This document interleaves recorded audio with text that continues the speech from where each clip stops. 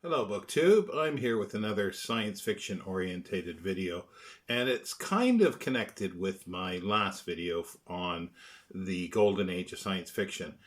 During that video I held up a number of pulp magazines, mostly Astounding from 1930s and from the early 40s, as well as some digests, Galaxy, and a fanzine, one or two I think.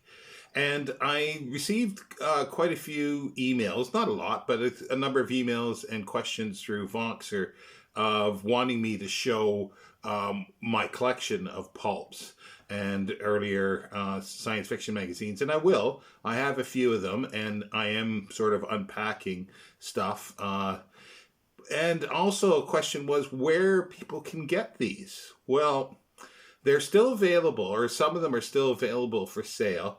And the prices vary as well as the condition. We're talking items that are, 60, 70, 80, 90 years old, getting close to 100 if you go right back to the mid to late 20s for amazing stories. Now, that will determine the price as well. So they're becoming pricey, especially ones in good shape.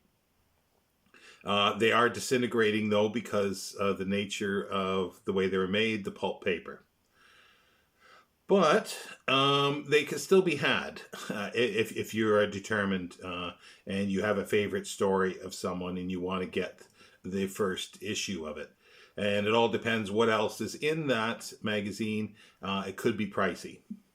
But what I thought was that there are other places you can look at these and download copies that are scanned PDFs of them. Now, I'm gonna talk about three sites, the three online sites that I use routinely when I'm looking for something, and they are really, really good. The first one is the SF Encyclopedia.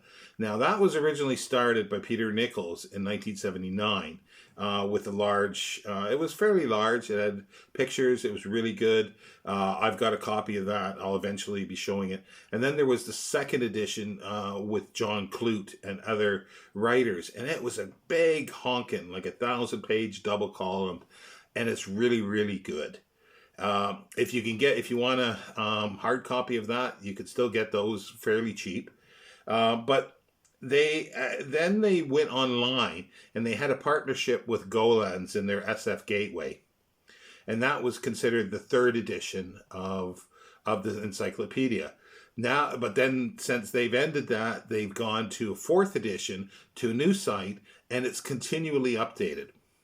And it's basically sf-encyclopedia.com. I'll put the links down below. But you can search entries. There's hyperlinks in a lot of them as well. There's all sorts of information. It is really, really good. I highly recommend it, more so than Wikipedia. Wikipedia can have difficulties at times.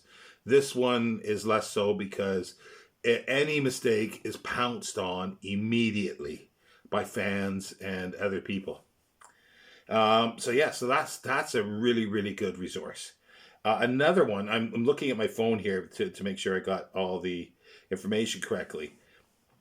There's another one for magazines that has thousands and thousands of scanned magazines from various locations, but all put together on one site called the Luminist Archives.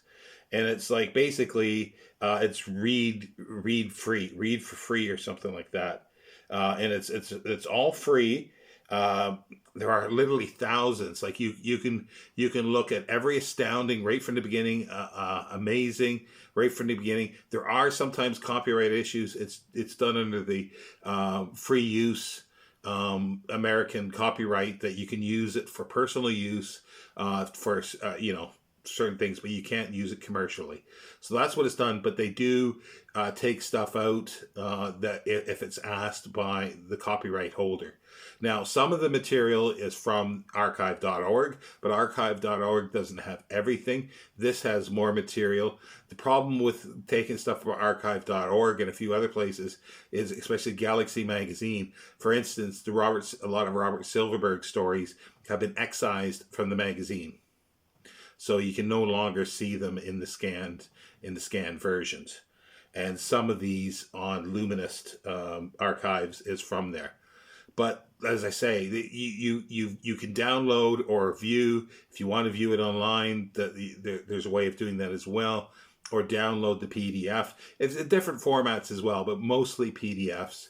And you can click on and see a nice scan of the cover as well if you just want to collect the covers, the great artwork on the magazines. It's all there, and there's some fanzines as well.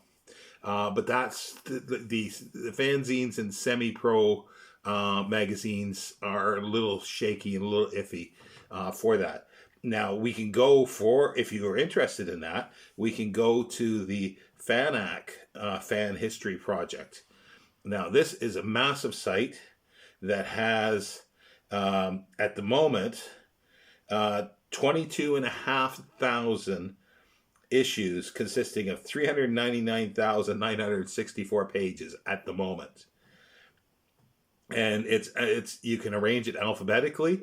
You can arrange it by the editor, by the country, and possibly even, I think, the subject matter as well. But it's a fantastic site. They've got other things that it's basically a fan site talking about fan literature. So that's why the fanzines are there. But also, too, they have a project for fans giving their oral talk about going, giving their information or writing. And this is kept in this archive of going and meeting science fiction writers or their experience with this. They also have a great YouTube site that does utilize audio and sometimes video. Sometimes not the best, but from conventions in the past. And they also have a huge collection of convention booklets as well. Everything scanned, including the tickets and everything, photographs, a huge archive of photographs of science fiction writers, eating or stuff like that, all sorts of things. And there's an encyclopedia as well that describes certain things, and with hyperlinks as well. So I'll leave all these down in that space. This one is fanac.org.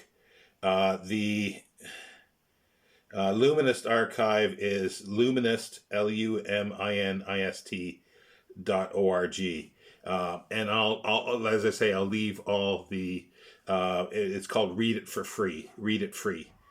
So those to me are really good. There are other fanzine sites that have a few thousand maybe, which is a lot, fanzines on, and other magazines, as I say, but these places collect them all together, and then you can use the SF Encyclopedia website, Encyclopedia, as a reference tool, and it has most things on there, most magazines, authors, and it suggests things, and they are opinionated of at times, saying that this is a good book by the author and this is a bad one, it's a poor one. They will do that. They'll give their opinions on that. But these are generally people like John Clute that have had a lifetime of 50 plus years of reading and writing about science fiction. So I don't always agree with them, but it's always interesting to see their opinions. Anyway, these are the three resources. If you know of anything else that's comparable to this or addition to this, please let me know in the comments or email me. If you do take a look at these, and what do you think of them? Thank you, Book 2.